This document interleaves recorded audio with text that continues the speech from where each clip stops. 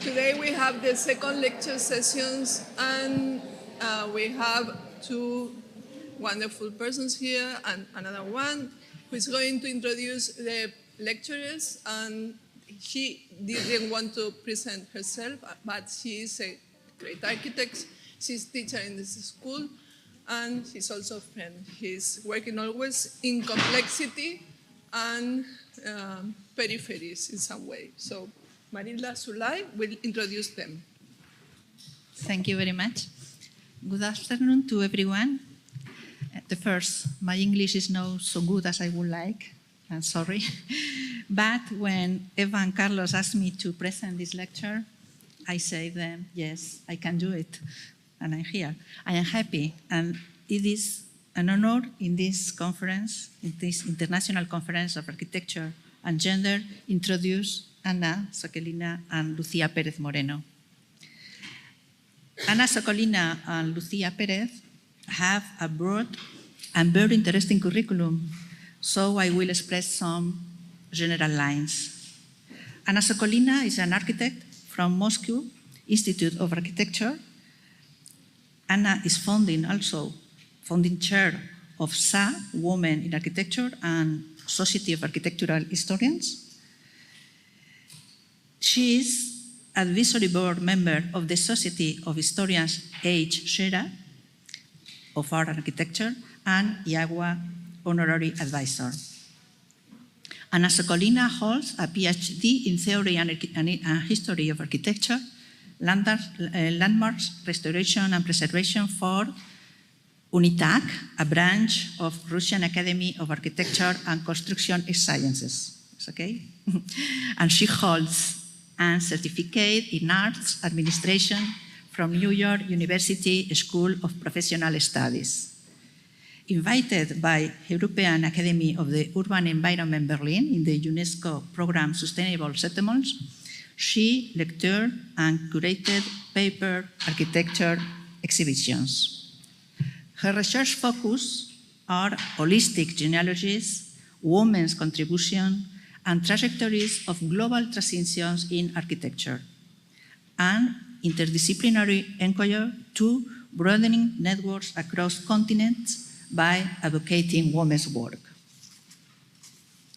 Among her publications, the Routledge Companion to Women in Architecture, about the pioneering women who continue to foster, shape, and build cultural, spiritual, and physical environments around the globe. She has written the chapter Breaking the Silence, Women in Russian Architecture. Also, edited by Anna, Architecture and Anthroposophy, links traditional architectural history and anthroposophical narratives. Also, her artwork is housed in public and private collections, and she is working now, is in progress, a monograph, Architecture of the GDR, the Utopia Code. Thank you for your work. Thank you very much. I also want to say thank you to Lucía Pérez Moreno. She is a professor of history and theory of architecture at the Universidad de Zaragoza and visiting professor at KU, Katholieke Universiteit Leuven in Belgium. Okay. She is an architect and urban planner from Universidad de Navarra, where she finished her studies with the Extraordinary Prize and the second National Prize for University Studies in Spain. Lucía holds a PhD architecture from the Universitat Politécnica de Madrid. She holds also a Master of Science in Advanced Architectural Design from Columbia University and postgraduate studies from Helsinki University of Technology. Since 2017, she coordinates the series of meetings Perspectivas de Género en Arquitectura, Gendered Perspectives in Architecture. And Lucía has been the group leader of the research Grand MUVO, Mujeres en la Cultura de la Arquitectura Postmoderna Española, 1965-2000. Funded by the Ministerio de Ciencia y Innovación, by the Spanish Ministry of Science and Innovation. From this project is the platform Arquitectas en el Mapa, documenting the contribution of women architects to the Spanish built environment since the 60s. Lucia also coordinated the first Spanish conference on women and architecture, which was funded by the Spanish Ministerio de Igualdad. She is a member of AMIT, Association of Women Researchers and Technologists, of AECA, Association of Art Critics, of Platform Women in Contemporary Art, and of the European Architectural History Network. Recently, 2 years ago, in 2021, she received the Celia Amorós Award for Excellence in Research in Gender Studies and Architecture, Aragon Investiga Program, the government of Aragon in Spain. Now, I leave you with them, first with Anna, after with Lucia, and thank you, I repeat very much for your work and for attending this conference. Thank you very much. Thank you.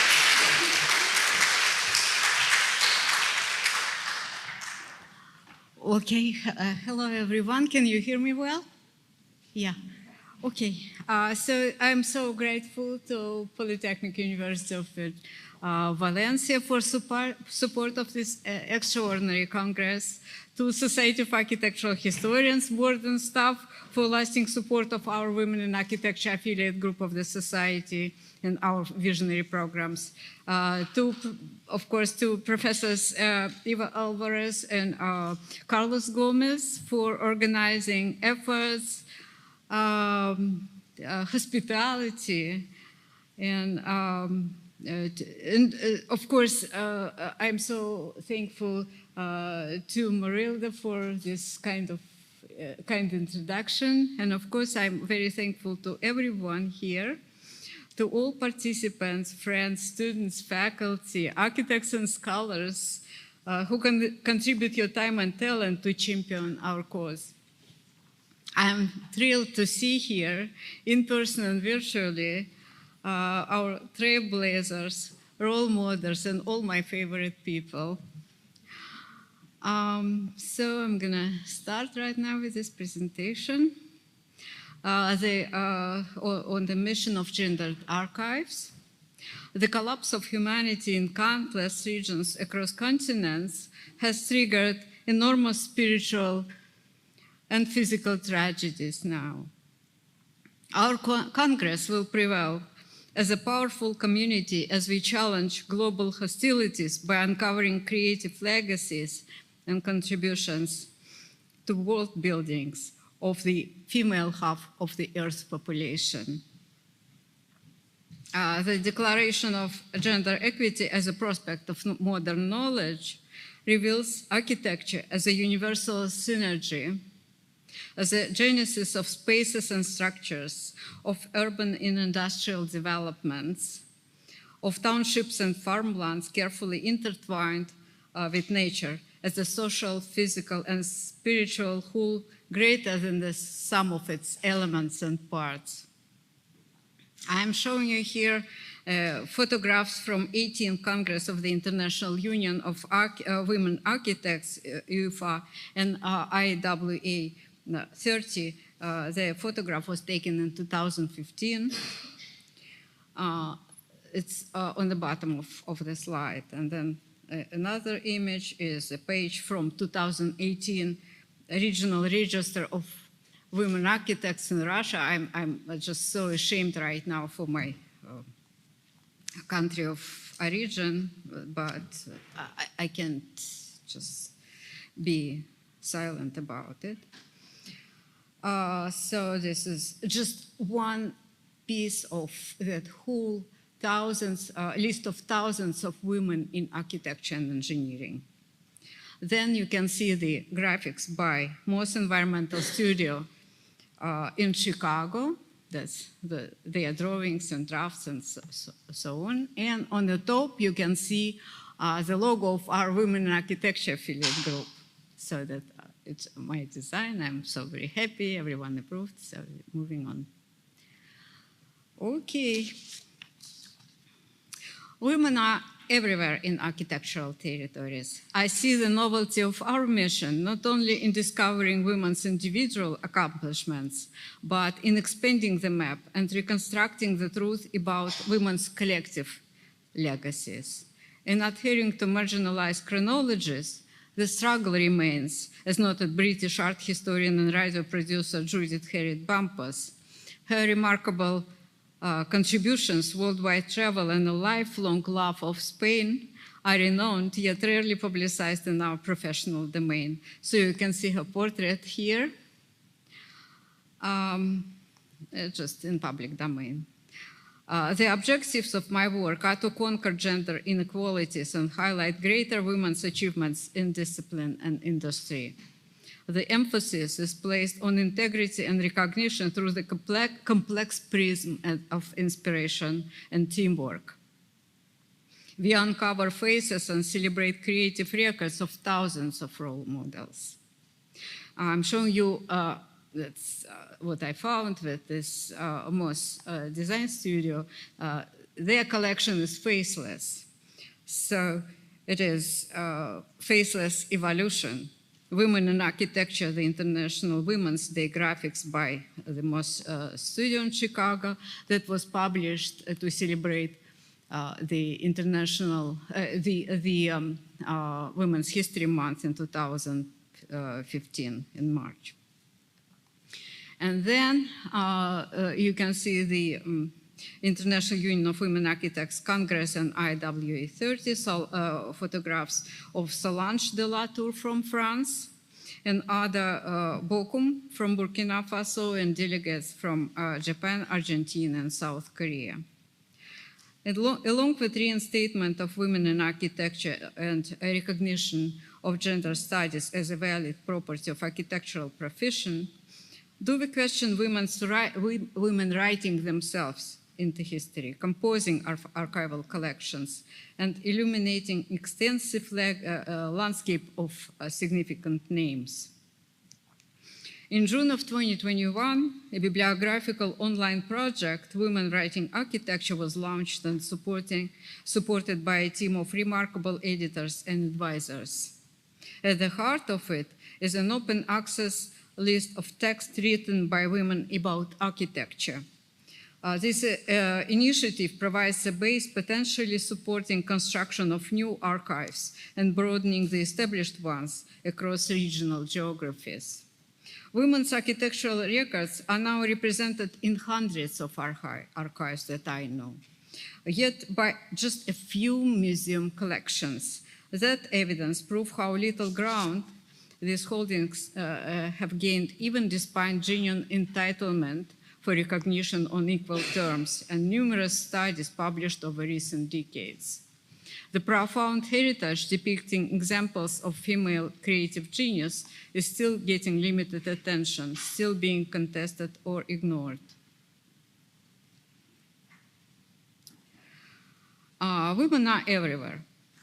However, even if we conclude from differing approaches, in general chronologies, women's achievements are either concealed and erased from history or shrouded and not acknowledged, both within societal democracies or dictatorships. For instance, from 2002 to 2019, I have solicited, compiled, and sponsored a collection of some 25 records from the former Soviet Union for the International Archive of Women in Architecture at Virginia Tech. It is such a minimal, modest contribution considering the immense amount of work by women there. I'm showing you just a few images, just a few. There are thousands. These are now represented in at the International Archive of Women Architecture collection. The essential transformative change, a permanent validation of massive women's place in architectural history, still eludes us. I view the strength of our discussion expressed not only in my individual address alone, but in our collective appeal to primary institutions. In the United States, for instance, such as the magnificent Paul Getty Museum, Museum of Modern Art, National Building Museum, the splendid Cooper Hewitt Smithsonian Design Museum, where during the summer of 2001, I worked as Peter Kruger intern in Spaces of Drawings and Prints Department, newly constructed back then by Polshek Partnership Architects. None of these institutions house a focused collection of records on women's professional contribution to architecture. Excellent archives containing both recent and not so recent histories have a potential to be read through new expositions and open collections. Arranged thematically or geographically, records of iconic images designed by women would be positioned next to now opposed or fractured collections of writings, paintings, drawings, to mindful female visions of transcontinental city fabric, to interior declarations intertwined with land and cityscapes. In the final part, women's archives would be collectively displayed without prejudice to explore their identity, possibly also in witty or theatrical ways, through grand-scale interactive technologies to satisfy curious amateurs and interns, as well as practitioners at all stages and levels of professional ladder, experts and authorities governing the industry, educators and critics across border disciplines and distant fields of knowledge. Okay.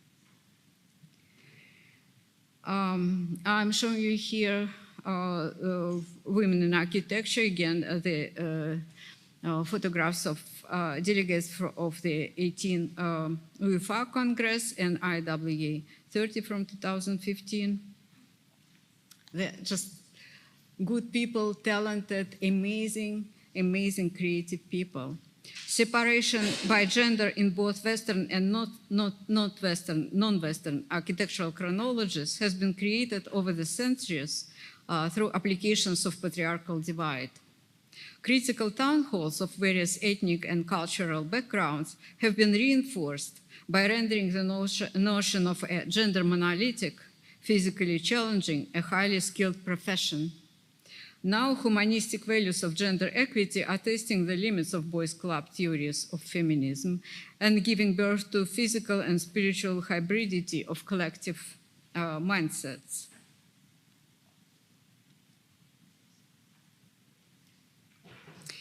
And I want to talk a little bit on this hybrid discourse. We should acknowledge how rarely women's broader architectural work has been assembled on any significant scale. New international and regional hierarchies would emerge liberated from mandatory masculinities as new generations of trained designers investigate the capacity of broader archives and re-evaluate equal relationship between environments created by women and men alike. New heritage template would confront imposed mechanisms and ascend to prominence through more intimate and transparent knowledge of professional affairs and personal involvement of women.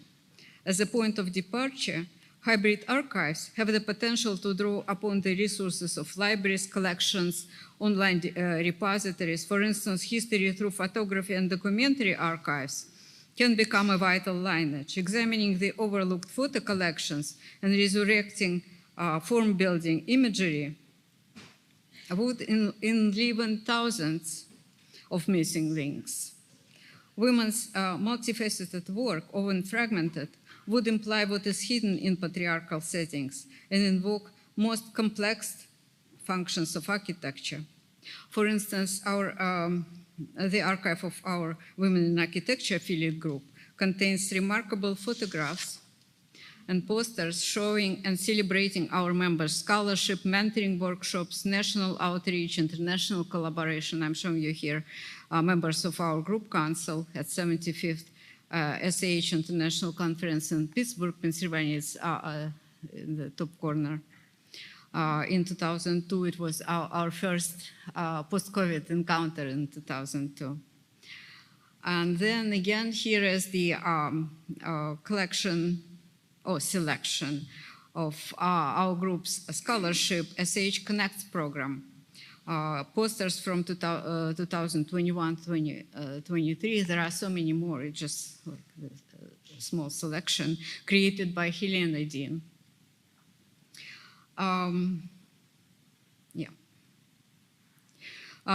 Considered great architecture or ordinary architecture, or not having instant relevance to architecture, or not at all architecture, do hybrid examples have the right of being preserved and presented along with masterpieces, as well as their depictions and reproductions in history books? Or do they need a separate definition, highlighting their special values and asserting the right to expression? And equally, would professional debate consider objective, memorable representation of domesticity by women? Are designs and philosophies developed by men incapable of capturing female experiences?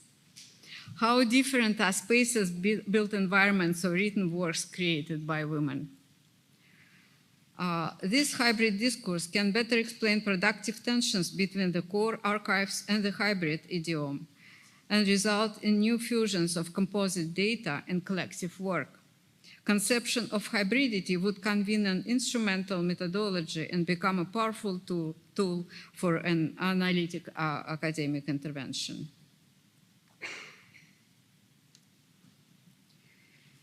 I appreciate the opportunity to talk a little bit on the source of archive as a mosaic approach. To assemble the archives of women in architecture, to exemplify and bring them to life, it takes dedicated women themselves. Empowering personalities arise out of pages of history. At the opening of the Museum of Modern Art in New York in 1929, a Polish-American businesswoman, art collector, and philanthropist Helena Rubinstein, one of the world's richest women at that time, noted, "Quality is nice, quantity makes a show." She also expressed her admiration for commitment and committed essential backroom female organizers behind the creation of MoMA: Gertrude Stein, Peggy Guggenheim, and Catherine Sophie Dreyer. So you can see their portraits, beautiful people. What unites us with these women is that, similarly to our commitment to champion women in architecture, they believe in structure and meaning of the cause. While the ongoing prejudice is apparent, what sets women apart is our loyalty to collective authorship. The intention to fill the gap inspires passionate collecting and archiving. What may appear as an unintended mosaic of records in a random motion is in fact an interactive phenomenon confirming new volumes of pioneering information. These quantities of seemingly disintegrated patterns and positions have a potential to confront masculine architects' stagnation and prove livelihood of organic fluctuations within the archive.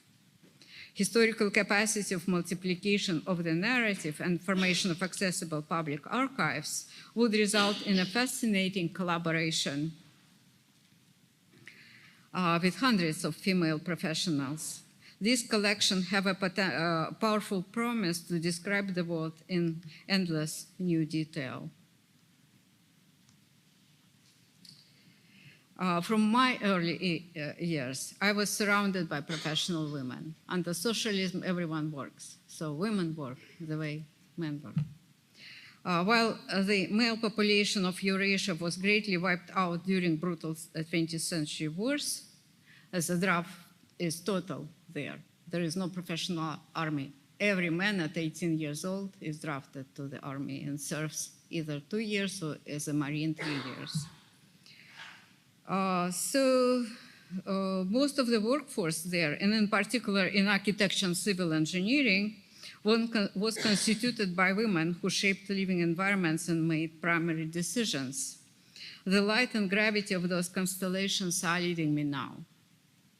My talented mother, Maria Efimovna Gus, you can see her in her office. She was Anna Sokolina, so I'm getting her last name. Headed a group of civil engineers consecutively at 3 primary state design institutions. When I turned 4, she showed me to her office at the Central Scientific Research Institute of Experimental Design of Medical and Research Facilities in Moscow, and introduced to her team, mostly women, as a future architect. So you can see a photograph in her office. She had a Master of Science Civil Engineering, headed the engineering group at her, and that was taken in March of 1965, March 8th, so it was the commemoration of International Women's Day. Then you can see her with her best friend, Nadezhda Borisovna Gorbanosova, who was a medical doctor with PhD in Antarctic medicine. And I want to show you a selection of working drawings and tables from probably over 150 that I saw online right now for typology developed in 1968 for a prophylactorium of 100 places, living and working quarters of medical care facilities, developed by the group headed by my mother. And you probably would see that there are no names. So under socialism, there are no authors. Everything is anonymous. You can't allocate names of architects, names of engineers. Everything is created by a collective. But we know that this is exactly my mother's work and her team. And it was digitized by the Meganome Studio in 2017. So now I'm so very happy about it. So to show you. I had the privilege of learning by example and was trained as an architect to regard both Western and Eastern prospects. From early 1990s, halfway around the globe, I studied different constructs and construction methods and worked in the United States, designing, writing, curating exhibitions, painting, crafting models, installations, drawing, laboring in an art studio, just physically working there, laboring anonymously. Independent study, was teaching independent study, theory, history surveys, seminars, architecture studio, and my teaching and writing philosophy grew out of those social ties to bridge craters by fostering fundamental values of integrity, respect, and teamwork. Professor Hathaway, you maybe know her name. She is now a Professor Emerita, Director of Garden and Landscape Studies, Dumbarton Oaks Research Library and Collection, Harvard University in Washington, D.C. In our correspondence in 2019-20 concerning my initiative of as the founding chair of Women Architecture, affiliate group of the Society of Architectural Historians, referenced Professor Mabel Wilson from Columbia, by the way, on the meaning of the term architecture in traditional chronologies as exclusionary and embedded with white male supremacy, and thus exempt from future histories. So architecture cannot exist in the future. Respectfully, I believe that massive presence of women in architecture, from my personal experiences, and in particular, the female prevalence by numbers over the recent century in many countries around the globe, in Eastern Europe, Baltic countries, the republics of Caucasus, Armenia, Georgia, Azerbaijan, Ukraine, Western, Central, and Eastern regions of the former Soviet Union, Karelia, Tatarstan, arguably in Central Asia, Kazakhstan, Uzbekistan, Mongolia, in Southeast Asia, prove that architecture has a great future, going far beyond what has been profiled as a historically exclusive boys' club.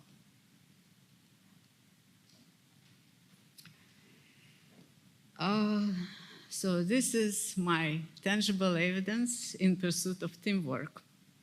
My initiative of creating a Women in Architecture affiliate group of the Society of Architectural Historians has been approved by SAH board and buttressed by a cohort of talented peers who joined and empowered the movement. After I applied in 2019, on June 10, 2020, that was our inauguration, we were approved. Our assembly has grown into the largest affiliate group of the Society of Architectural Historians, and I just encourage everybody here to please join us. We are such a wonderful, powerful movement, not just focused on specific interests. We are very broad and bright. Primary website of the group provides information on mission, purpose, objectives, our logo, structure, programs, all official documents, and is cross-linked with our multiple online platforms. The mission of the group is to support the breadth of interest of SAH members, to advocate the contribution of women in architecture, to champion the cause of gender equity and the diversity of professional engagements in the integral field of the built environment. So you don't have necessarily to focus on specific structures or urban design. Anything that relates to us, we are just very welcome.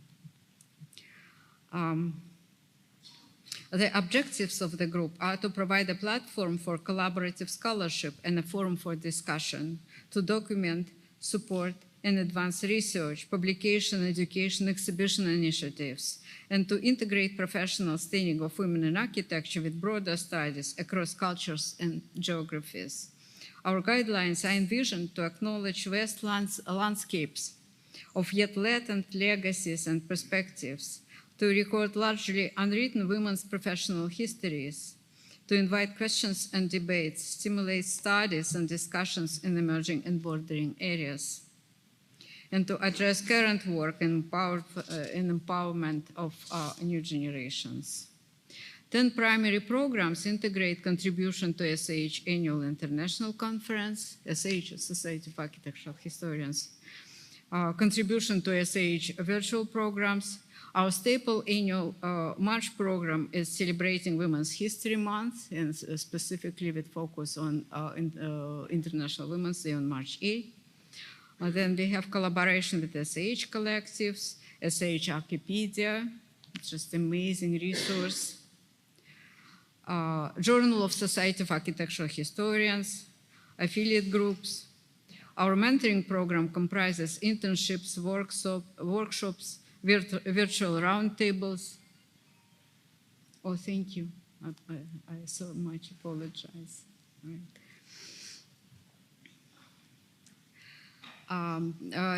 We have two committees, Registers Committee and Legacy Committee.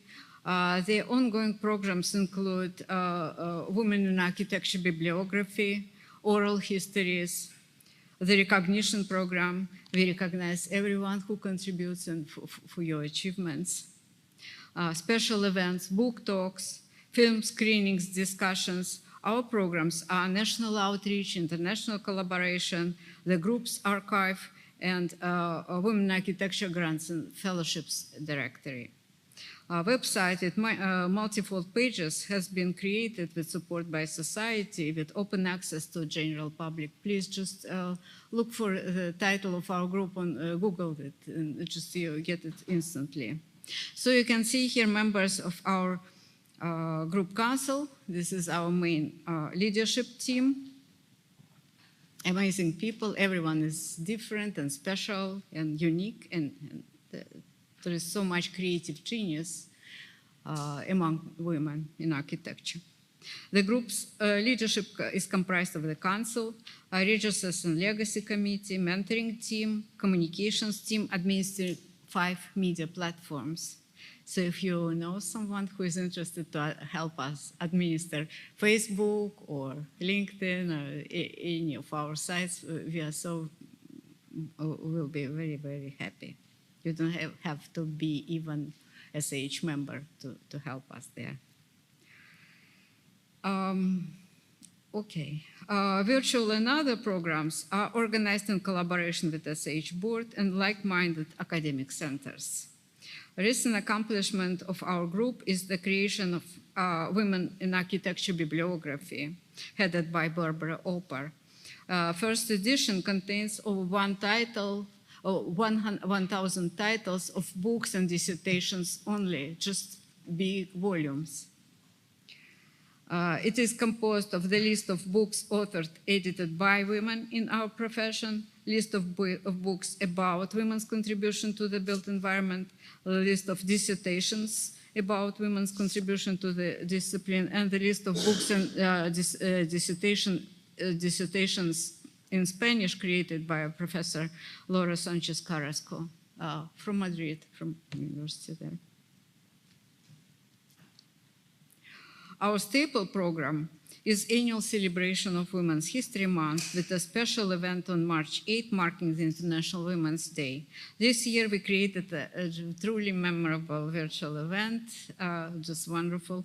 Women Builders and Earth and Architectural Heritage in Africa, practical case in Burkina Faso, Cameroon, and Niger. And that was embracing a film screening and a panel discussion with film director, extraordinary architect Amélie Sassi. We met before, we keep our friendship going. So you can see here the poster, our poster created by Professor Gilkale, celebrating the International Women's Day. The event was organized in collaboration with Art and Architectural History, Carleton University. Among our panelists were Professors Diane Geer from Vermont and Professor Elisa Dainis from Georgia Tech and others.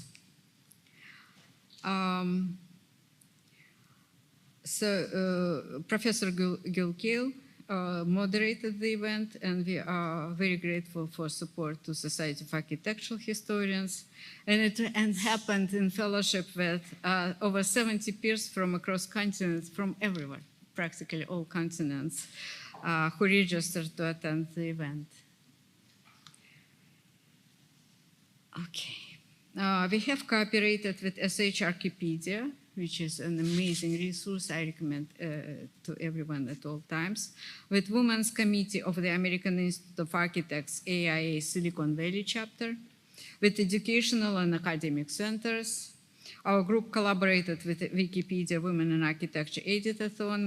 Member of our council, Professor Daniel Wilkins, created a Wikipedia editing course that from April 2021 to January 2022 yielded over 5,000 active views.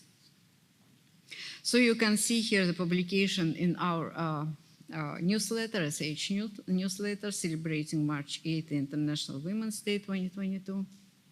Our collaboration with SH Archipedia, our collaboration with AIA, American Institute of Architects. So it's part of our national outreach program, AI 22 Architectural Intelligence Symposium. American Institute of Architects Silicon Valley chapter panel. We did a panel there, introduced, is inspired by history to form the future. It was amazing. It was on April 2022, in April 2022. Okay. And here is our collection. Again, it's just selection. From our group's mentoring program. 3 virtual roundtables we created in 2022. Just you sign in, it's free, it's a Zoom event. And posters were created by Gilkale again. Our Women in Architecture Affiliate Group mentoring program has been developed as part of the program March 2022, celebrating Women's History Month. We aim to include undergraduate and graduate students globally through internships and practicum projects. Anything works, with a vision towards equity and diversity. This program is spearheaded by Gilkale and Barbara Opar, and now joined by Professor Emerita Anna Sokolina from A&M University in Texas. Virtual events have been organized in collaboration with Carleton University, Canada, and with support by Society of Architectural Historians. Many programs are in progress. We are very much open to all new collaborations. Now I'm just using this opportunity and I appreciate it very much to introduce the anthology that I published, the Routledge Companion to Women in Architecture, in collaboration with 33 contributors, most talented. So you can see the front cover of the anthology with my collage. We introduce here amazing images from Mongolia, the model of their center, designed by a very wonderful friend of mine in Ulaanbaatar. Then there are so many other images, amazing images by the architect who basically studied at University of California, but she got her first degree from Israel. Then there is the complex ensemble created by a Russian woman architect, so you can see just a huge development in the Kolomenskoye district by Rima Aldonina. So it is possible under socialism. It is quite, I was just wondering how it was possible to have her name on top of everything. Because women are everywhere, but they are not ruling the profession. They are not Olympians. They are right in the middle or in the lower part of professional collective. On the top, men signed all the projects, like Philip Johnson signed their all projects. So whatever man or women designing, the director of the studio, or the leader, the head of the studio is signing everything. So. Okay, now so this book was published by the Routledge, Taylor and Francis, New York and London, 2021. So you can see the cover.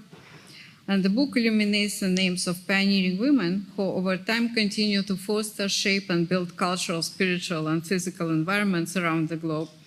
In 5 chronologically successive parts, introducing 29 chapters, the milestones are uncovered of the remarkable evolution of women's leadership and craftsmanship in architecture from the pre-industrial age to the present.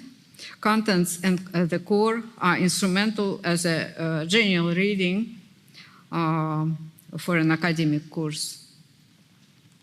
If you have less classes or during the semester, you just skip 1 or 2 chapters, because each chapter is developed to celebrate, to uncover the story and celebrate certain personalities. So you make your decisions. The idea of this publication, what I missed here.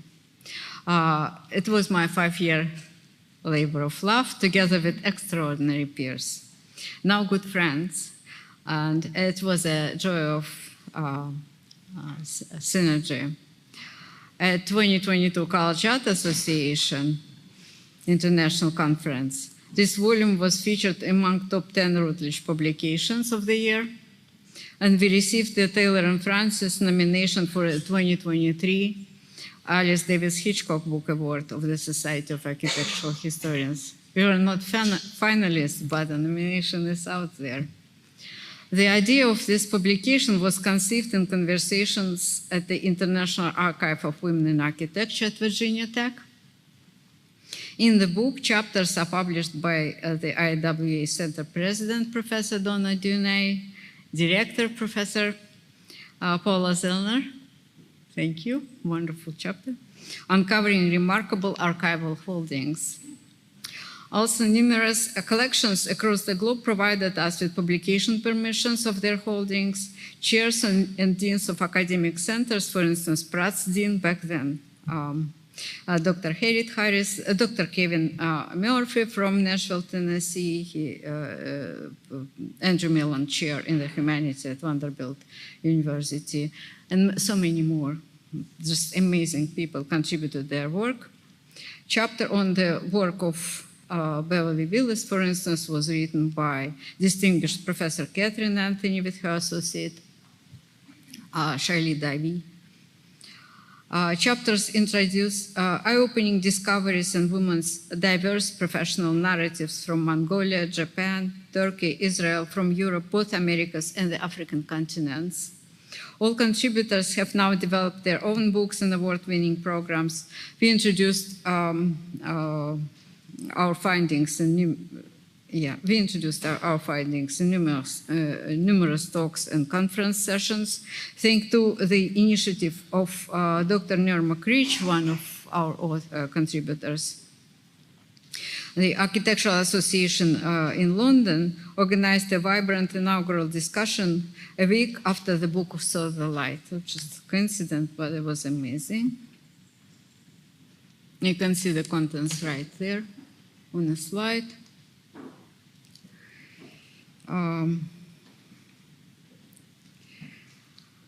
So now I'm trying to conclude. And I have a question: who still owns the truth? And we're talking about the mission of my dear friend and amazing person, Professor Emerita Milka Blizhnakov. Massive presence of women in architecture over the recent century and the female prevalence by numbers in certain regions across continents prove that our increasingly complex professional universe evolved far beyond what has been profiled as an exclusive boys' club. Now the emphasis is placed on illuminating the immense yet largely concealed contribution of women to world building. So you can see Milka's photograph here. I took it in 2007, and she is, of course, the founder of the International Archive of Women Architecture at Virginia Tech University Libraries. And Milka again at the IWA Center meeting in October of 2007. So this is a wonderful team. And here are letters to me from Milka. I have so many more, just that I like these ones to show you. It's just a selection. Our correspondence from spring 2002 to summer 2010. The drawback regarding both Western and Eastern perspectives remains in adhering to marginalized records and commonly imposed differences. By research of archival files of Milka Blizhnakov, a prominent educator, architect, my dear friend and inspiration, I emphasize her trailblazing appeal continued in far-reaching initiatives of current leadership, as well as Milka's academic legacy sustained in collections of female architects of Slavic cultural origins, documenting women's contribution to architecture without borders. Among the narratives that emerge from evaluations of historic gender roles in architecture are those by scholars. In seeking to uncover latent records, historians are the first to question assumptions and alter conventional agendas. By manifesting our positions, we reassess perforations of individual identities and break the silence around women's agency in architecture. Our extraordinary conference brings together today's leaders to discuss critical questions on collecting and archiving women's professional legacies, including untold stories of countless architectural publications. You can see here the IAW exhibit, international delegates and visitors, and archival spaces. I have so many more images. I wish I can just contribute those to the archive at Virginia Tech. How women who practice continue to change the face of architecture, and how recent research has transformed the way we examine women's contribution. The reality is fragmented into many truths today, and it is yet an uncertain territory that we challenge. Who still owns the truth? and rules the profession. Thank you.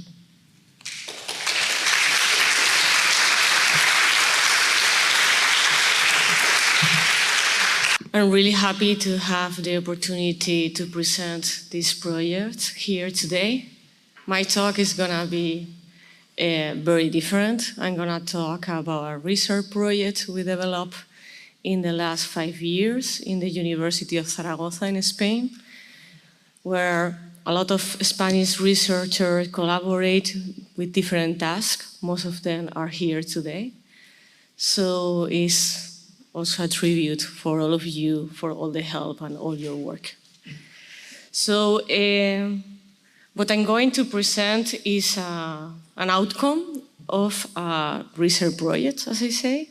Is this website, is an interactive map where we geolocalize projects of design by women architects in Spain from 1965 to 2000. So the main goal of my presentation here today is to explain you the methodologies we use to select the projects that are in the map and the different kind of dilemmas and challenges that we face during all the process.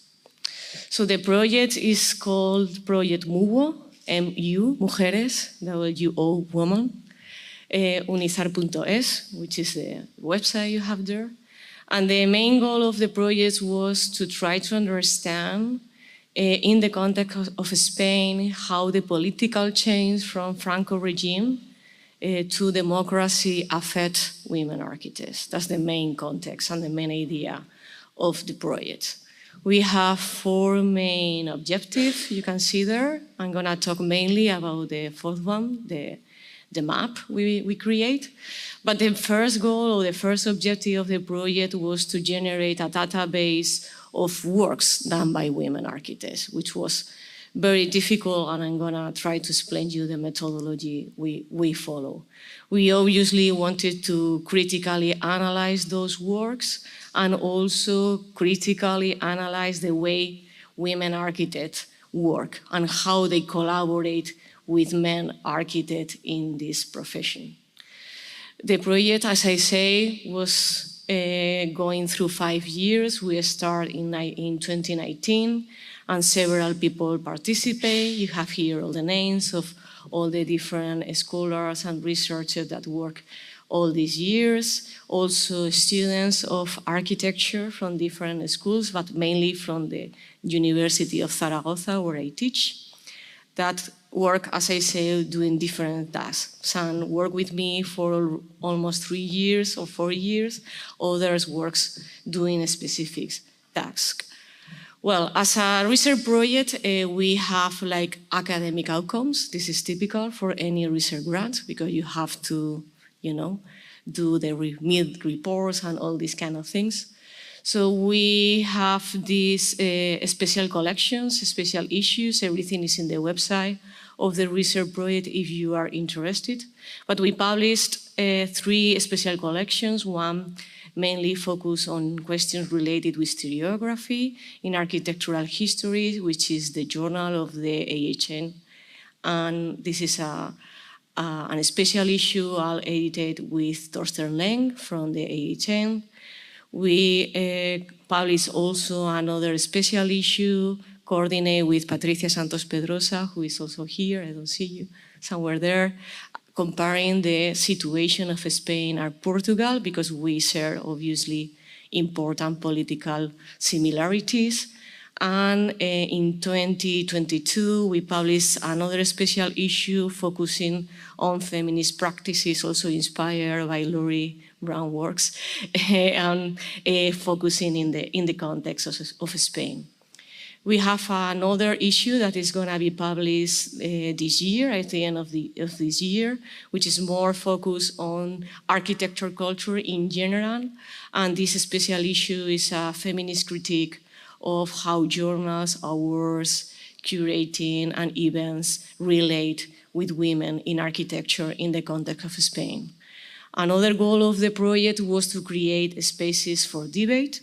So in this In these 5 years, we organized 5 meetings on gender and architecture, where we invited 4 main scholars to explain their work in order to know each other better and create these kind of spaces that are so necessary for know each other.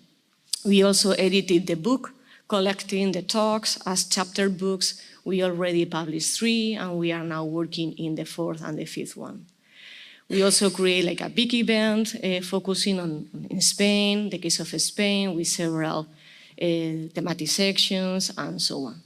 But I want to focus today in the 4th objective of the project, which was this map, which I think is a very interesting outcome of all this research.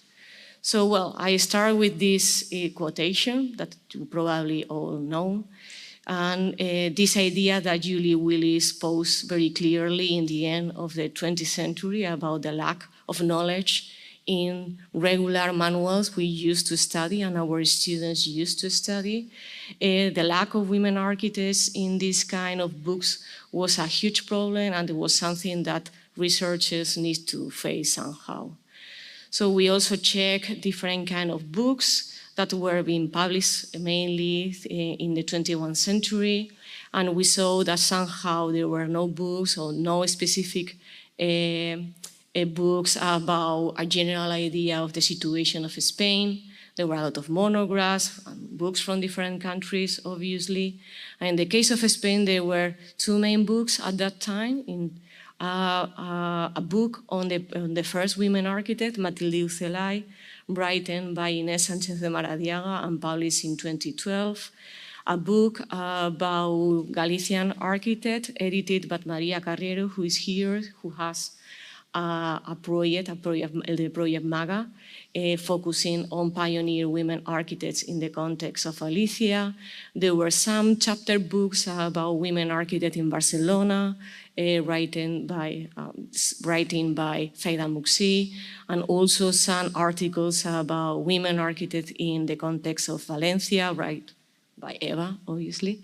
And lately, last year, there were a new publication about women architects working in the Basque Country. So somehow, all the kind of research or publication we have and in the case of Spain and in the context of Spain was very focused on pioneer women architects, and all the different kind of projects were very related with a specific region of the country.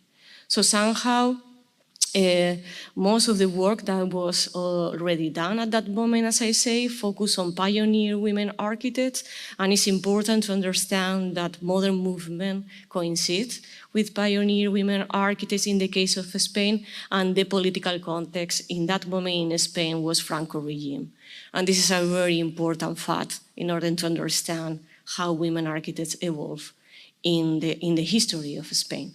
So in our research project, we wanted to move in the second half of the 20th century, try to understand how the political changes affected the situation of women architects in Spain. So we propose different kind of time frames to work: late Franco regime, the transition, the years of the transition to democracy, and the establishment of democracy in the country. It was very important to understand how things change in terms of legislation, in terms of rights for women. So it's very important to have this kind of situated knowledge to understand the specificities and the particularities of the case of Spain in comparison with other European countries and in comparison with Latin America or North America. So for example, I don't know, the divorce was legal in Spain in 1981, or the elimination of the marital leave was a reality in 1975. These are important data to have in our mind to understand how women work in the case of Spain. It was another important data is how the country changed in terms of education, because during the Franco regime, we mainly have only 2 schools of architecture. The third one and the fourth one appears mainly in the 60s, and we have an amazing growth of new public schools of architecture, mainly in all the territory of Spain, during this time frame we were studying. And this is very important because Spain is a huge country. We are like 50 million of people in the country, and it's a vast territory. So it's very important to have public schools of architecture organized in the whole country to provide equal opportunities for women, not only for women and for men, but also for women from different social classes or social positions.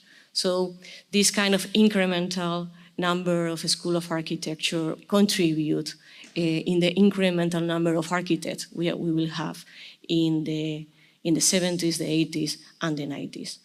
Obviously, the country also changed. During Franco regime, everything was centralized in the city of Madrid. And after that, with democracy, we turned to a kind of federal country. We say comunidades autónomas. But the organization and the governance of the country completely changed. And that influenced also how the different chambers of architects in the country organize themselves. And in 1975, we have few numbers of them, and at the end of the 20th century, we have many more chamber of architects, more or less related with the different comunidades, autonomous communities or communities we have in the countries. So this is like a short introduction to understand that the politics of the country and the governance of the country and how education works in the country are important facts that to study how women enter in the profession and how women were able to develop their careers in the profession. Another thing we did before starting the project was to check the books already published, the manuals about Spanish architecture in the 20th century, inspired by this article by Kathleen Anthony, that maybe you know, that study the number of women architects that appears in these kind of books to see the different relation of genders. So we analyzed 3 books, and we saw that somehow the numbers or the percentages of women architects that appears in these books are very low.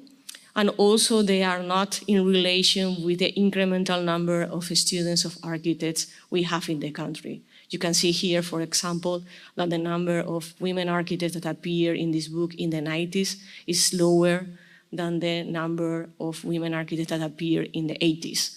And this is obviously not in relation with the reality of the country.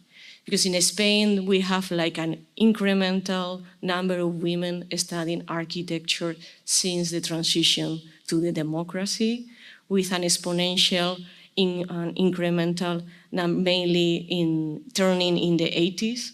We got parity in the public universities in 1994, with 40% already of women in the schools of architecture, and we surpassed the 50% of women in the universities in 2004. I think these numbers are quite similar everywhere, but in the case of Spain, which is the case study we are dealing with, is very important because it reflects somehow this kind of move from the dictatorship to the democracy. These are some numbers for you to see. So in the 40s, we only have 3 architects in the country, women architects in the country. In the 50s, only 5. In the 60s, we have the first women architect in Barcelona. In the 70s, everything started to change. And as I said before, in 1994, we already have like 40% of students were women in the schools of architecture. So we knew that we were dealing with these historical asymmetries. Spain suffered not only a dictatorship, a sexist dictatorship, where women were very related with the questions related with the domesticity, where women were not encouraged to study to get technical education, and precisely this kind of change was very interesting to understand and to deal with.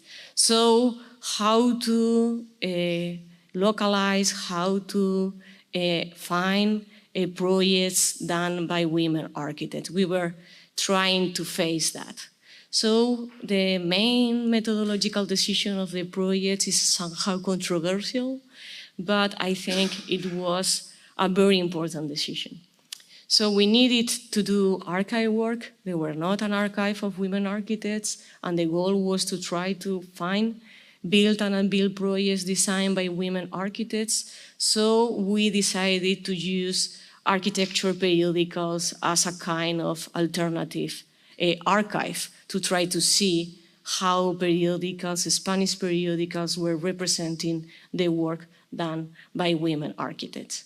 This decision was very consciously related with all the work of Beatriz Colomina and how she positioned the idea that journals are very connected with the profession, and somehow journals of architecture define in a way, in a strong way, the profession, something that she defends in several writings and that other scholars reinforce with new writings, even doing this kind of analogy that periodicals are for contemporary and modern architecture, something similar than treatises to the Renaissance culture. So journals became for us an alternative archive, also because in Spain, with this turn from Franco regime to democracy, there was a very important turning point in the editorial market. And the number of architectural periodicals that appears in the 70s, the 80s, and the 90s increased completely in this moment. So during Franco regime, there were only 4 main periodicals on architecture. And as I say, in the late Franco regime, new periodicals appears. So all these periodicals were in reality very important documents to categorize everything that happened there and to try to understand how women were represented. So as I say, periodicals became alternative archives. So we spent almost 2 years documenting all these periodicals. We document 19 periodicals that were related with the different chambers of architects of different regions of Spain, and another 6 journals that are part of the private regular business market. So in total, we document almost 1,500 issues, trying to get all the information we could from women architects. So we could fundament this kind of amazing visibility gap we have in relation with women architects. Only around 4% of the projects that appear in this journal were designed by women architects. Around 7% were designed in teams, women working with men colleagues, but 88% of the projects that appears in the journals were mainly designed by men architects. So we corroborate the gap that we knew we were going to find, but this information was very important because this small percentage of projects done by women architects means a lot, because we could collect everything and reorganize this information in a different way. So in total, we were dealing with around 5,000 articles on architecture with women presence. You have there more or less the different kind of percentages. Some numbers that are important is that most of the women, half of the women that appears in the journals are collaborators and not as real authors of the project, and only 10% appear as solo authors of the different projects.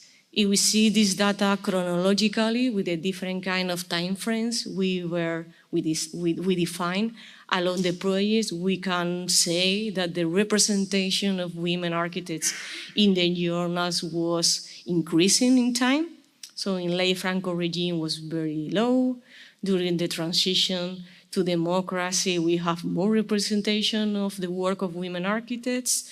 In the first decade of the democracy, we have more, and at the end of the 20th century, we have even more.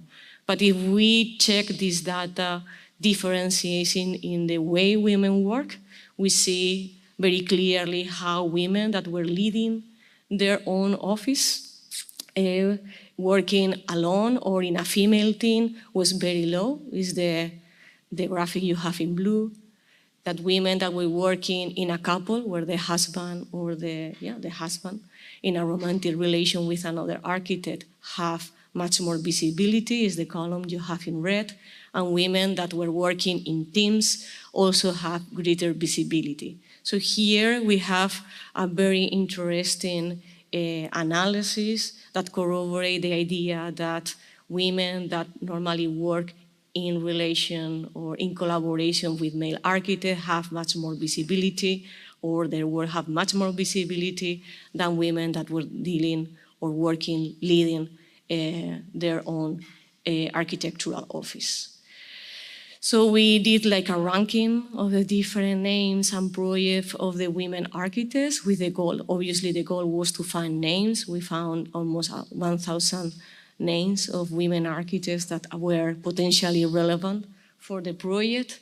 But another interesting data we got from this analysis was that most of the women architects that work alone only publish once in their lives.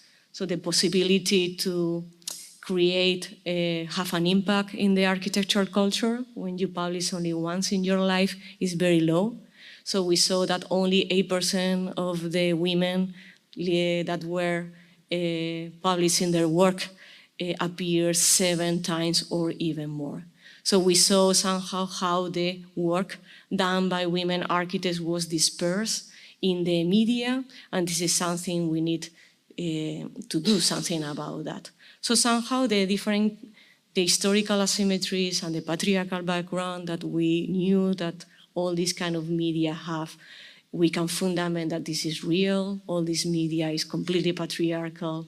The work of women architects is completely diffuse. So this idea of the deforme from Caroline Criado Perez, the naturalization of masculine domination, was completely a reality in the media in this moment, in the case of Spain. So with this information, we have like 2 main tasks. As historian of architecture, somehow we recover data about women architects, but we needed also to deconstruct this kind of dispersion and this kind of vague appearance of women architects in this media. So for us it was very important to try to create something new that reorganize all this data, reorganize all this information, and try to go for a general dispersion of the works done by women to a kind of articulate compilation of all this work.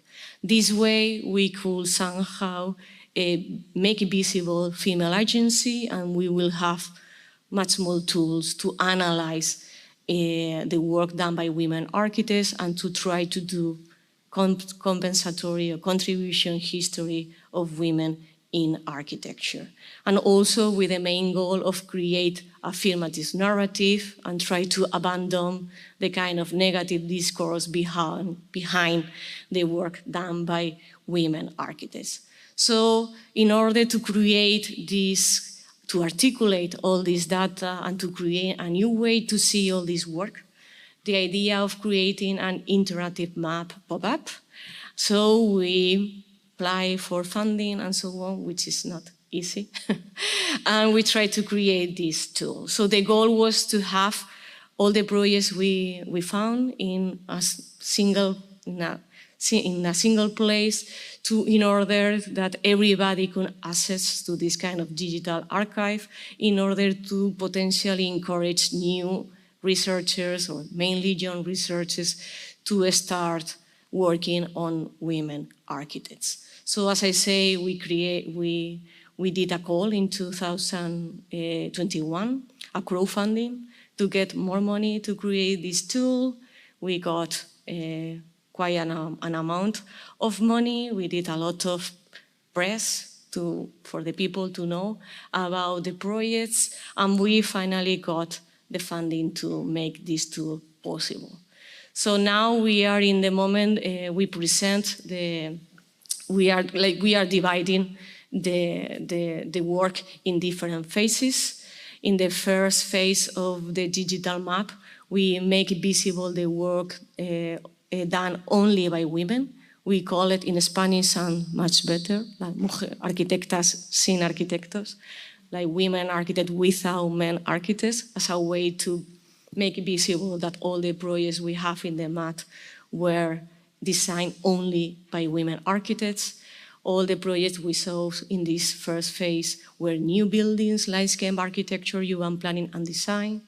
Today here we are going to present the second phase is already in the website, where we geolocalize projects in conservation and preservation of heritage. This is a very important point because through the project we realized that this area of work, conservation and preservation of heritage, was very important for women architects at this moment.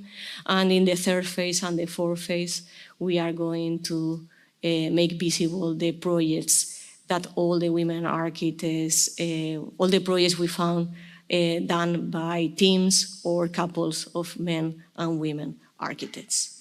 But the second goal of the project, and probably one of the most important one, was not only to geolocalize the projects in the map and to have information, was also to create a kind of new visual information about these projects.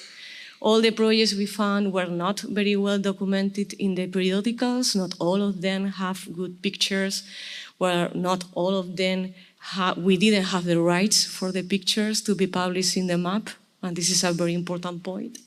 So we say, okay, let's get more funding, apply for more money, and try to photograph all these projects. So we make a call for women photographers, and we hire 30 photographers in all the territory of Spain in order to create a kind of completely new archive of the current situation of all these projects in Spain.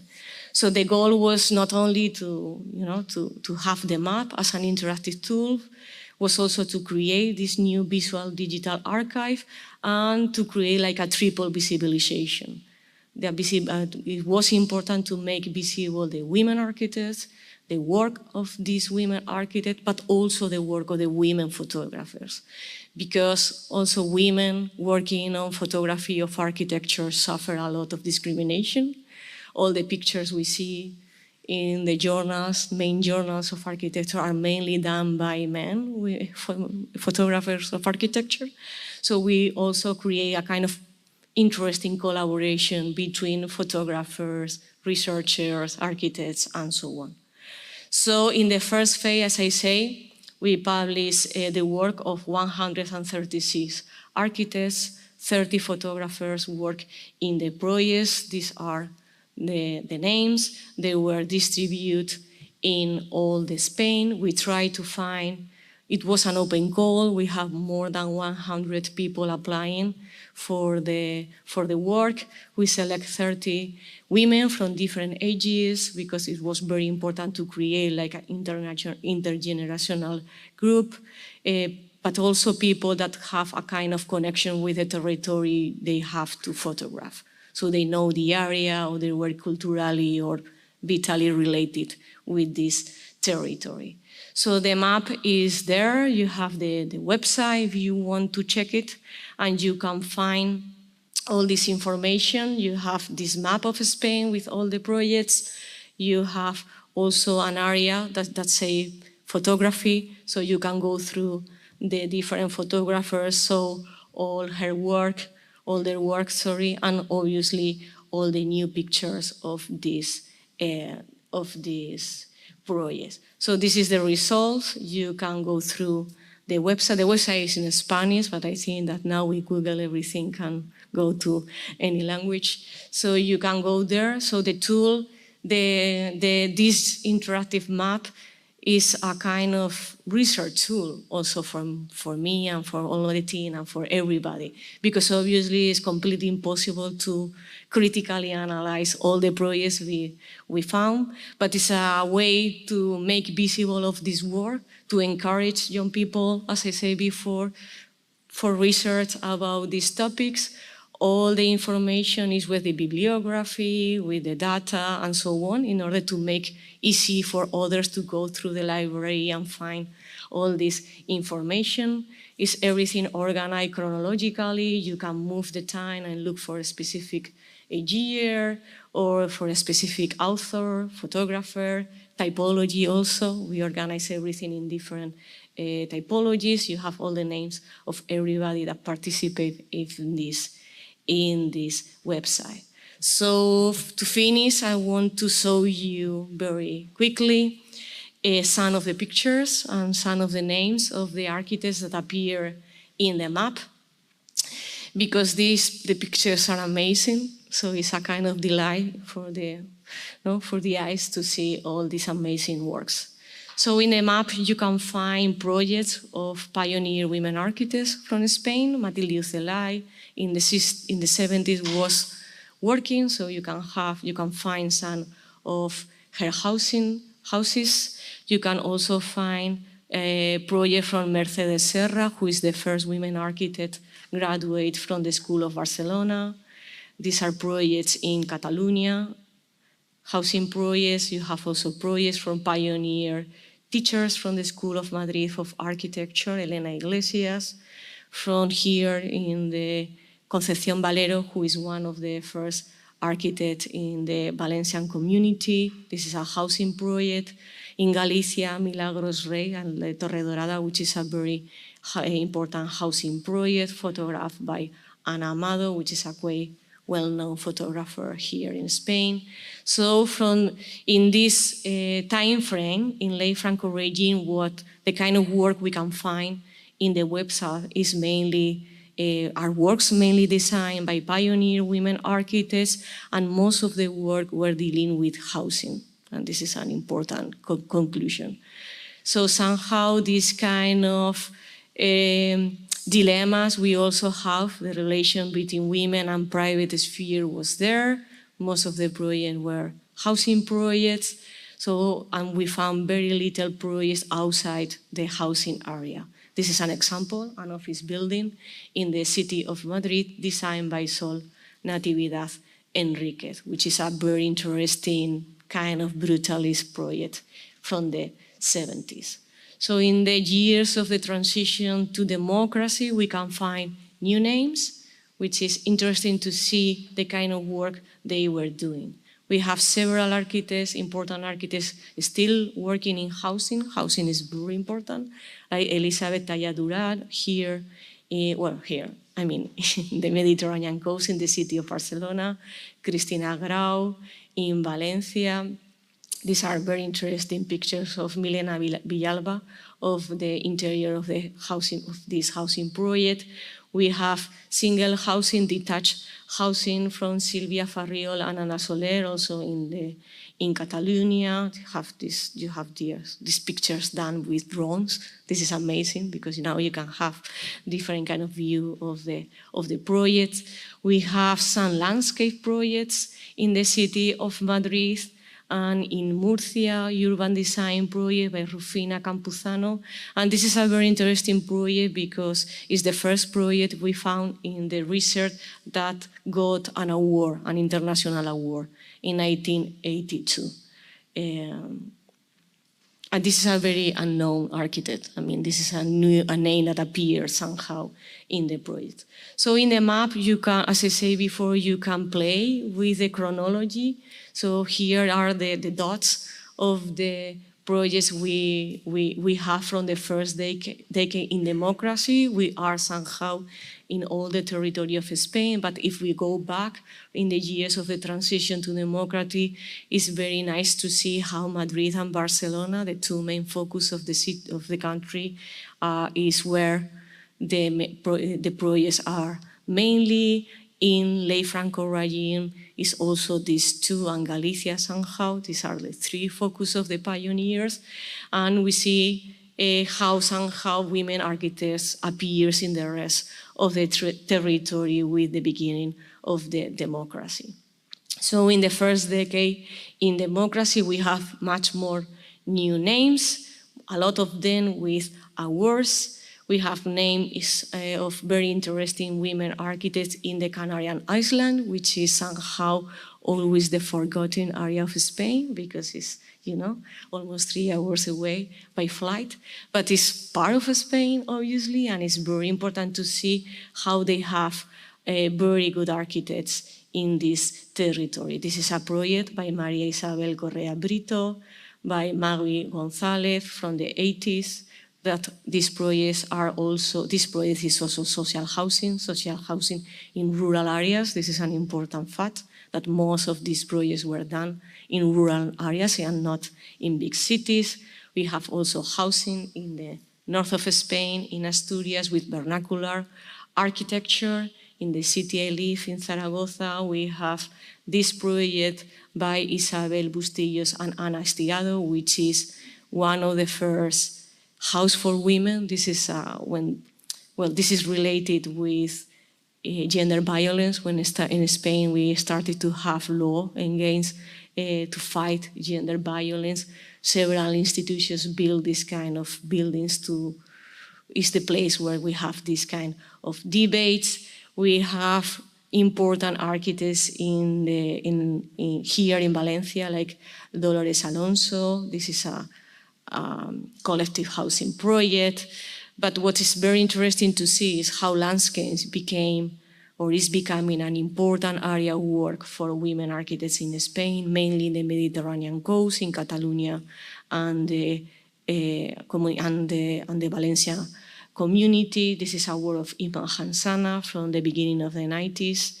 Another work from Carmen Fiol in the city of Barcelona, related with urban planning. All these projects I'm showing here today, they all have different kind of national or international awards.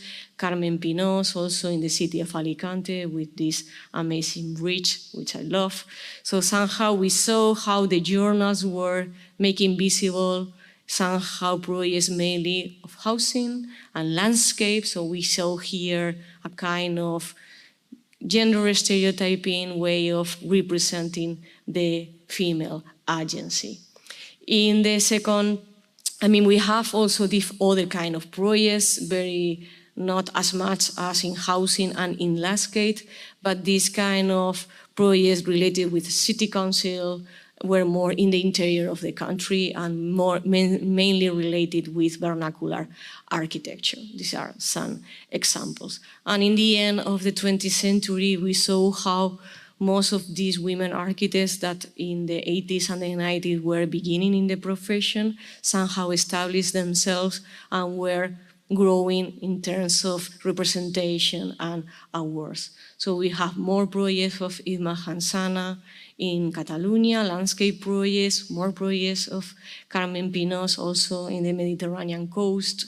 Very interesting projects, landscape projects in the Balear Islands, Islas Baleares, of Maria Isabel Benassar Félix, a very interesting architect, still to recover her work or to study her work. You have here different pictures. A very interesting architect in Navarra and the Basque Country, Maria Teresa Apezteguía, with single housing. Elisa Valero in Sevilla, in the south of Spain, with social housing, and so on.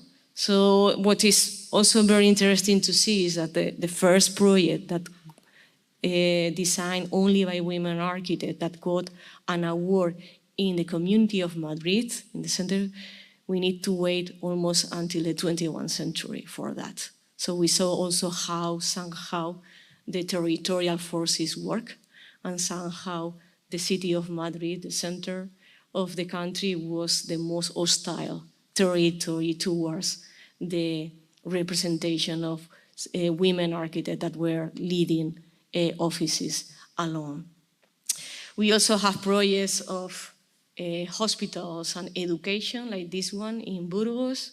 So the relation between women and care was also strong in all the compilation of the works. These are two examples of schools, interior, and a library also in Barcelona. So as I said, this, because for us was also interesting to try to understand which kind of areas were the ones where women were making their work more visible, culturally talking. We identify clearly these three: housing, the main one, landscape, also relevant, and architecture for care. But there were also cultural buildings, industrial buildings, and educational buildings like this one. I'm going to show you just the projects, and we finish religious buildings, these churches. So all this information is organized in the website. I encourage you to visit the website. We create collections in order to have all the information organized somehow, also for the social media, because we try to be active in social media to make all these pictures visible. So we organize everything chronologically for you to see how all these projects appears, if you have the same women architects appearing several times, and so on. So all this information is in the website. And as I said before, this is all Instagram. We have an Instagram account, and all the information we make visible in social media is through this platform. So we create all these different collections. We also have videos, and this is a very interesting, if you are interested in the projects, to see. We ask the different women photographers to record the making of their travelings, to take pictures of all the buildings. So they create like short videos of their experiences. So you have there record all the different experiences. That's interesting because the women photographers were not all of them were architects. Only 1/3 of them, so 10 more or less, have an architecture background. Other women photographer comes from journalism, art, and so on. So each one discovers somehow this project in a different way. So the way they interact with the project, with the different projects, is interesting. So in the videos, you can see or you can hear their experience. So as I say, we are making visible of this project in different phases. We present the first phase some months ago in the Minister of Transport, Mobility and 2030 agenda in Spain, with all the photographers and different politicians around. And now we are looking for new women photographers, but we don't have more money for that. So now we try to involve students in this goal, because we are going to make visible almost 1,000 projects in the map, and we need more pictures to increase all this digital archive. So we are going to start like a participatory process. We are joining forces with the schools of photography and with the schools of architecture from different territories of Spain to give them the data and to try to encourage teachers and students, as I say, to contribute to the map, to have much more picture and much more information about all these projects. Obviously, this is a team work. I'm the coordinator of the project, but this project will be completely impossible with all the help of the different researchers that participate in the project. So I publicly thank David Delgado and Laura Ruiz Morotti, who are there, all their work all these years, Serafina Moroso, Maria Fernandez Garcia, Emma López Bao, Maria Novas, and Marta Serra Permanger, her work in making this map visible and possible. So thank you very much.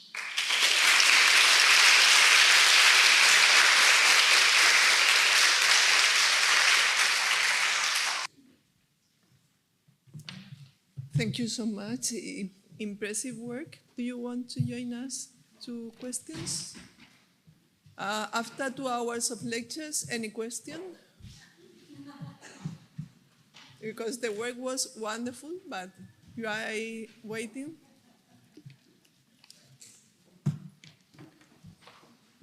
We have invited a lot of persons. Patricia. Microphone, Patricia.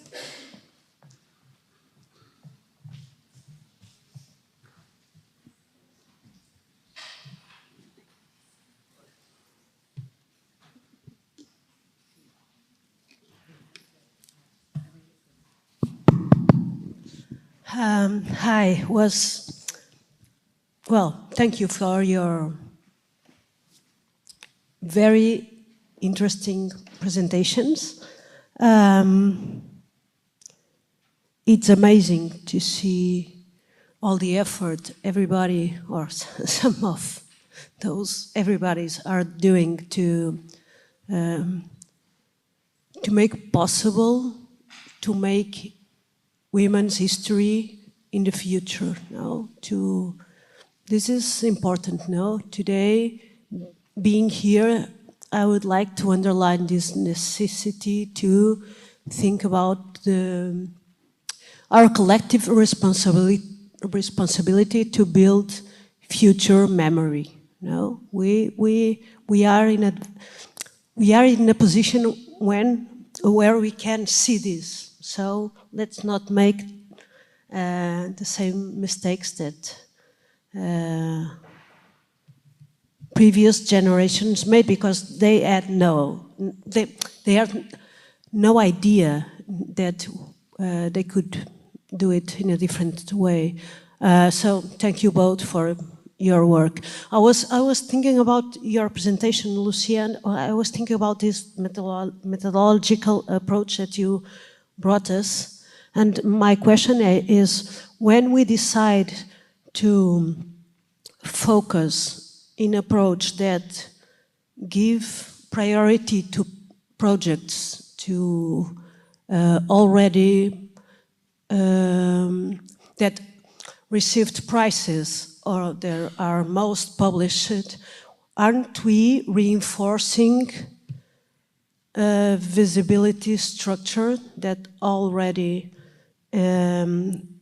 is moving on? Shouldn't we somehow, I don't know, I'm thinking about this now, shouldn't we be on the other side of this? Aren't we reinforced the power that man establishes as prize makers and publish universe makers?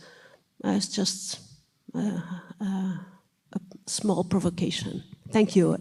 No, I understand completely what you say, because this is a question I already made myself.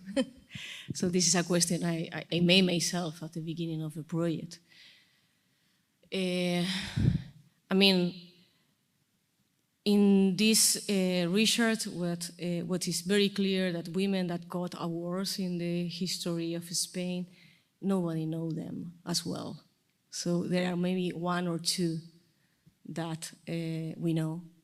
But most of the women, even that got one award or two or one publication, are women architects we don't know. So we are not reinforcing anything because they are unknown.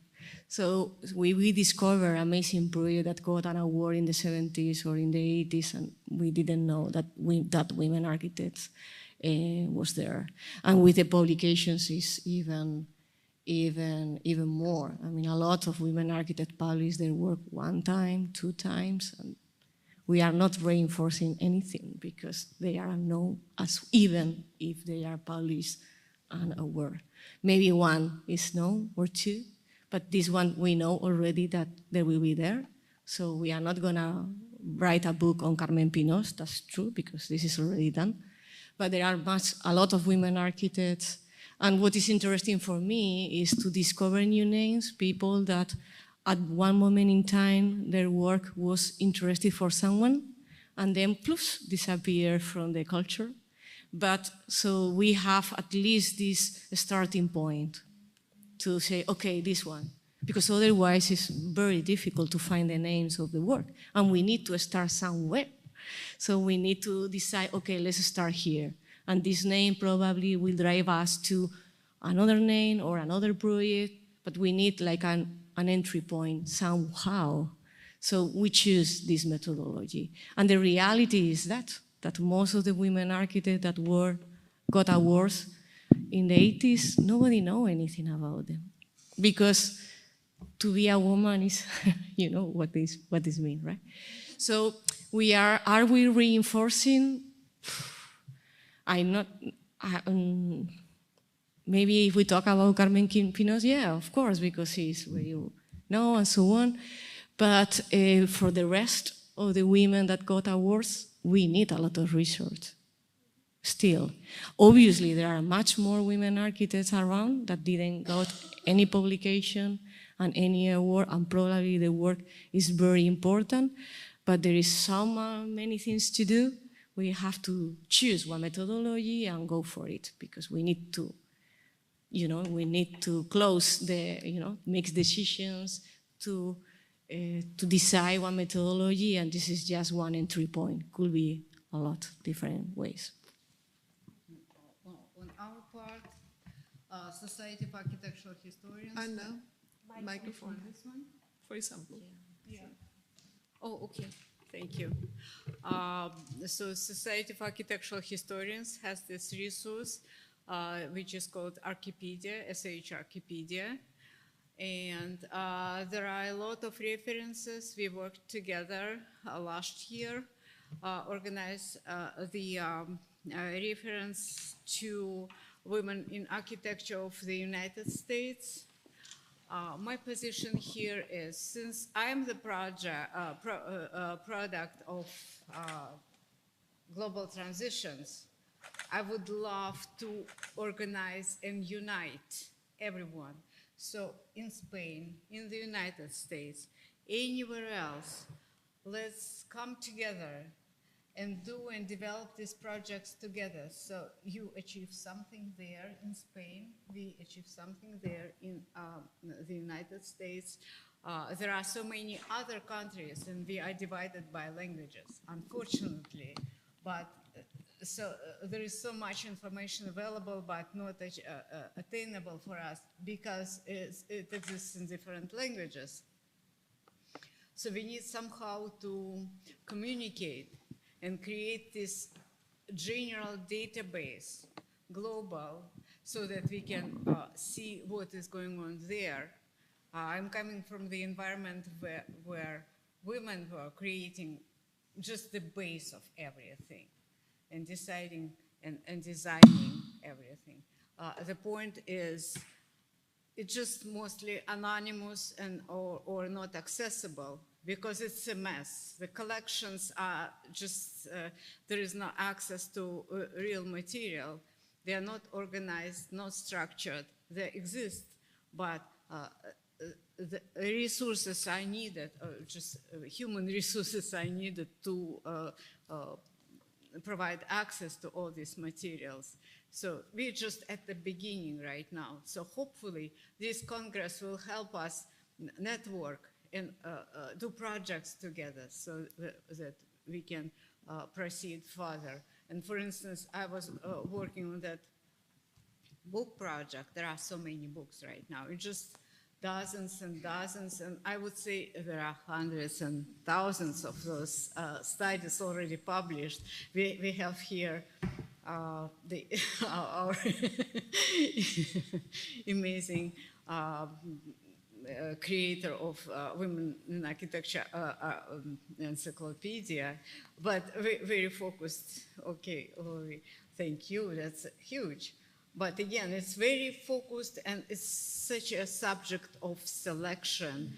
Why is that this and not the other projects? Because there are so many deserving projects already done and developed and well recognized, but it depends on people who make decisions. But we have to make decisions. If we have, let's say, 100 projects, choose one, what's the criteria there, right? Just us. That's who makes history. We write histories. So let's just work together. Microphone, Fabiolina. Aquí. Por ahí también hay preguntas por aquí. Después tú. ¿Alguien más? Okay. Thank you. Amazing amount of work that clearly it has taken to do what both of you are doing. And I don't know if it's a question so much as a reflection, thinking about Karen and my co-editing of the encyclopedia that will come out next year, and and that this conference is focused on the archive in part. And thinking about that the archive has never been kind to women or to people who aren't white and male. And so thinking about what does an archive mean, and what is the future of archives, and how do we think about ways to document the work that doesn't fall so neatly into categories. And I think for Karen and I, one of the things we had to think about was, well, how do we define architecture and women's contributions in a much more kind of broad way, so that all the types of practices that span the globe can be included, and it's not prioritizing, say, building per se, but it's one aspect. So I guess one of the things I'm thinking about in both of your projects is what's next? This has given you such an overview of the work in Spain and the work kind of globally in your book, Anna. So to not repeat, say, the traumas of the archive, so to speak, but what's the future now that you've done this that would create different ways to collect, publicize, and celebrate women's contributions that doesn't, in some ways, to Patricia's point, kind of fall victim to our continued exclusion, because we're continually being excluded. I think we're all working in ways to try and change that, but clearly it's structural, and the structure doesn't work for those who don't fit so neatly into their categories. So I'm curious, what are the goals now or next as you move forward in this work?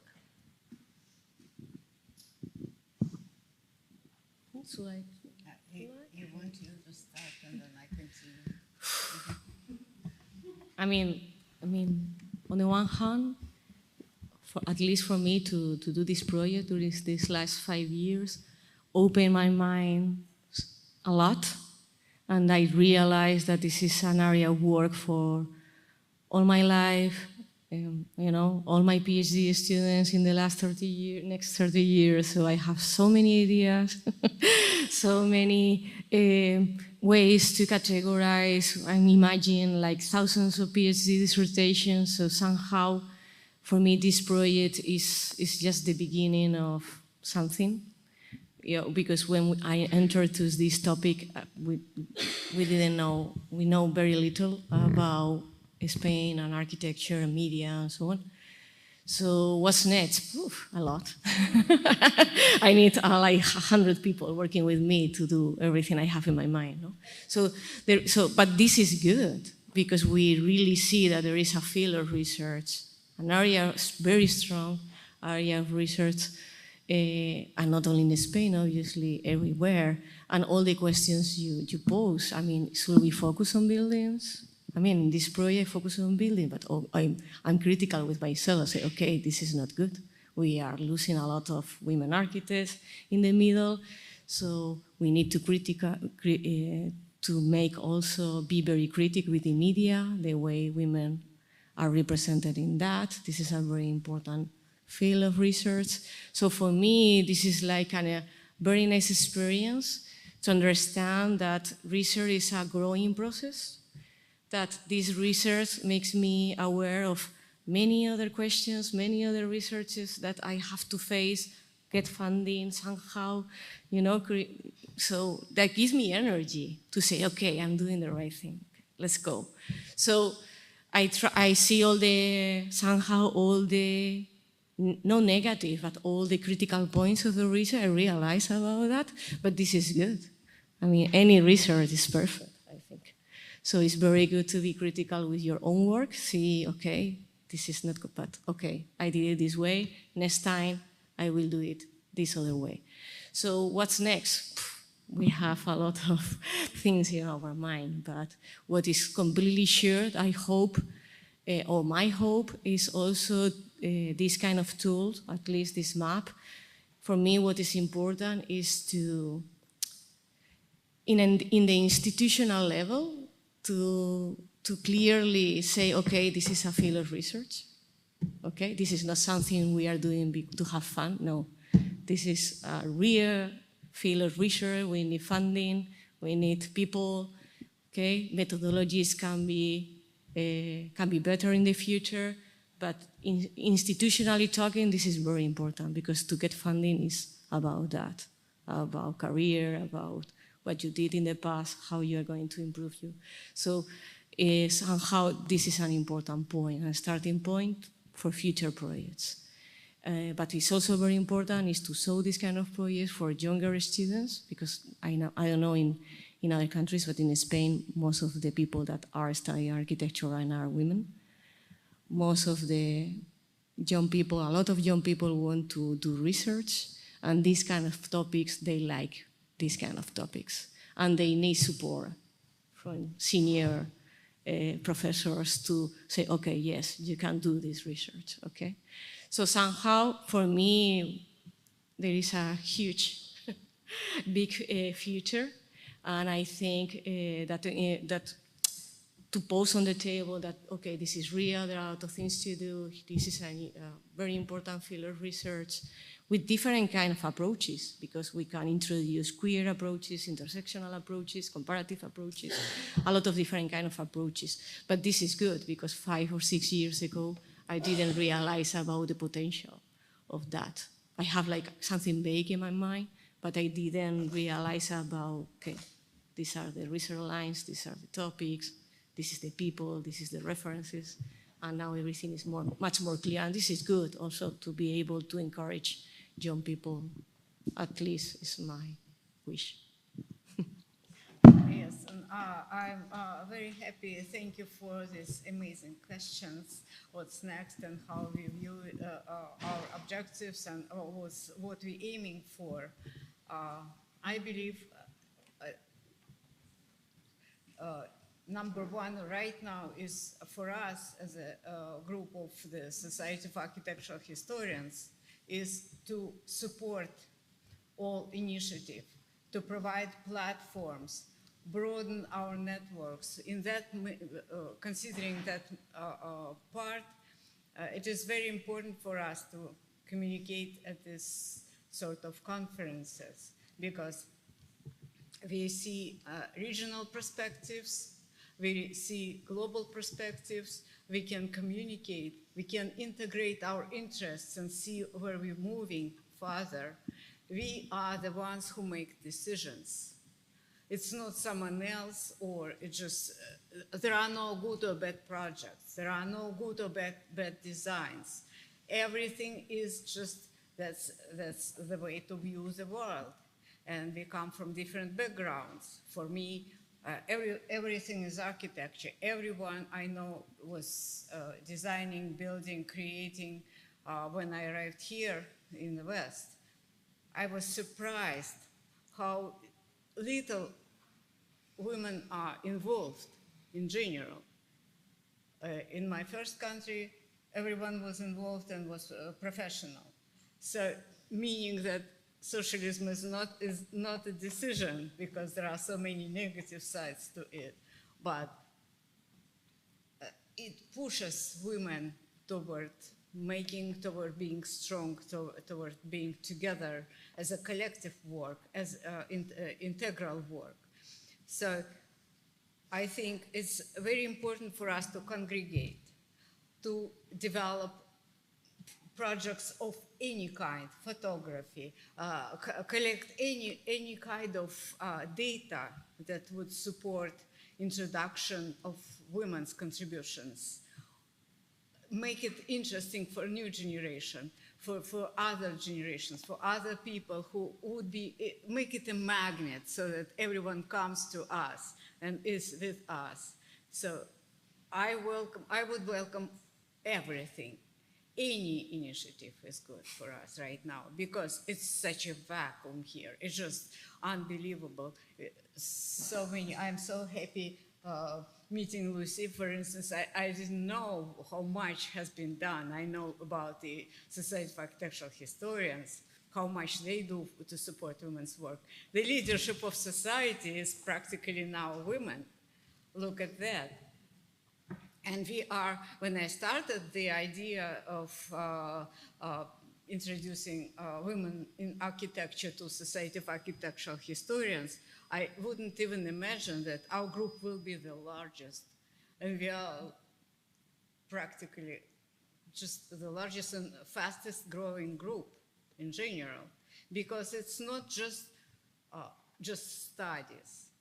It's the whole world, wide world for everyone. So, meaning the International Archive is amazing. You provide spaces for collecting it.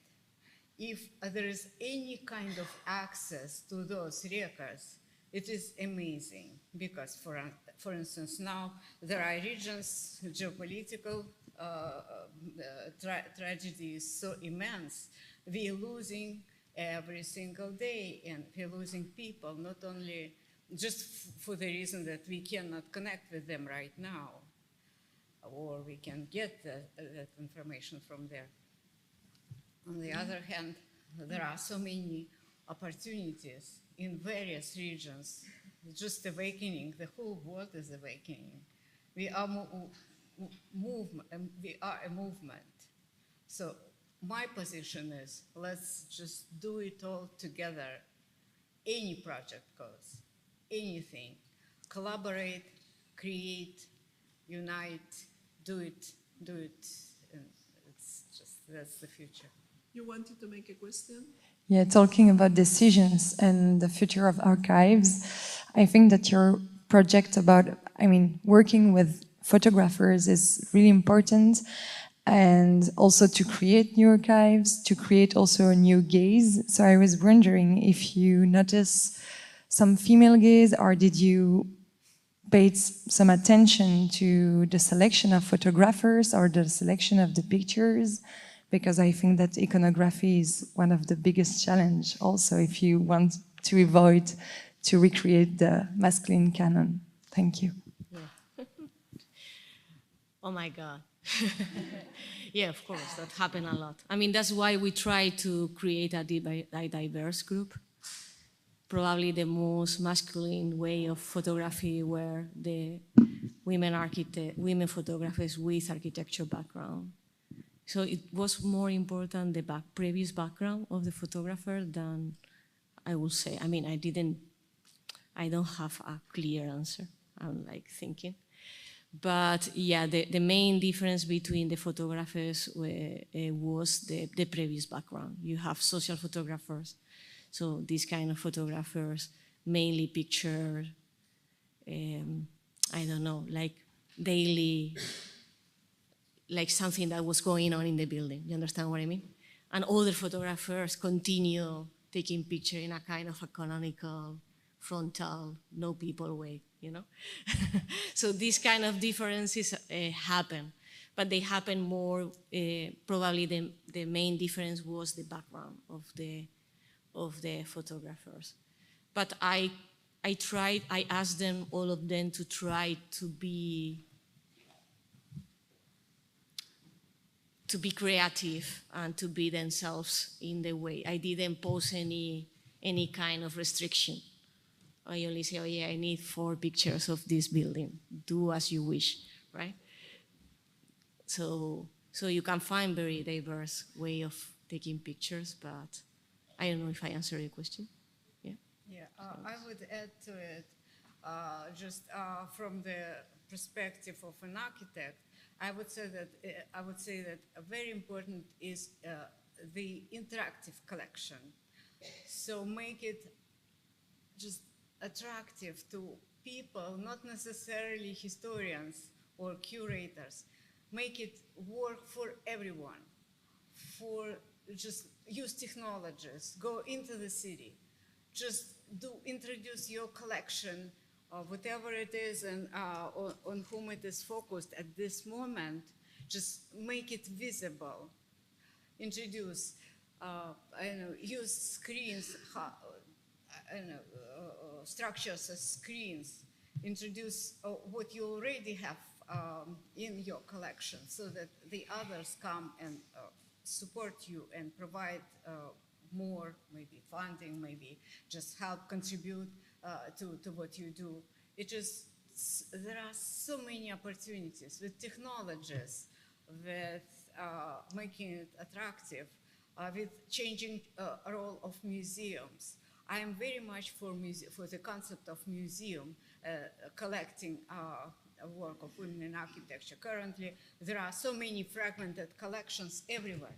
There are just, I was amazed when I was working on the book, how many collections, separate collections are across, everywhere across continents. And they received publication permissions. But the point is, where are those big museums right now? None of them houses a women's collection of women's work on building, on world building in general. Not necessarily creating structures, but for instance, where I come from, in the former Soviet Union, women created a whole complex ensembles, university buildings, just parks, everything, landscaping, interior going into exterior and vice versa. So many developments created by women. And women are everywhere practically there. The point is why women would take this job. If men wouldn't be interested in it, women would go for it. For instance, after the Chernobyl catastrophe, there was a new city plant, Slavutich, for the workers to cover, to organize the sarcophagus, to cover the plant and stop radioactivity. So who designed that huge city for workers to deal with this catastrophe? It was all women from across the whole former Soviet Union, different republics, from Asia, from Central Asia, from Siberia, from Baltic republics. Women united and did that whole work. After all has been designed, then comes a man and signs the project, and that's the authorship. But basically, women would take initiative. And maybe you know, there have been so many publications on that right now. So why women go for everything, just to be there? So much creative activities are just opening for women now. So I think there is no limit to our opportunities. We just need to be together, support each other, work together, especially in architecture, especially in building, in world building. You can't do it on your own. You just do it in teams. No more questions, please, because the school has to close. So we can talk on different moments. Okay, I want to, of course, thank you, Anna and Lucia. I was really...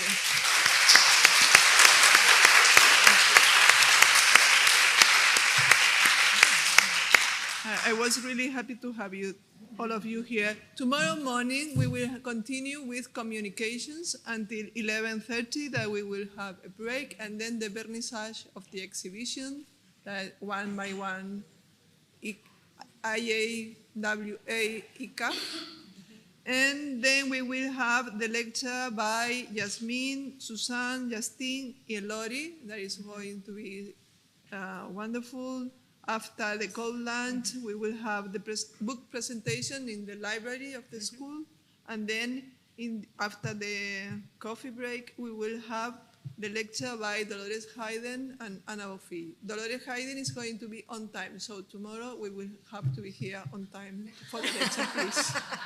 And then we can go back to the coffee, but we have to be here at 6 o'clock.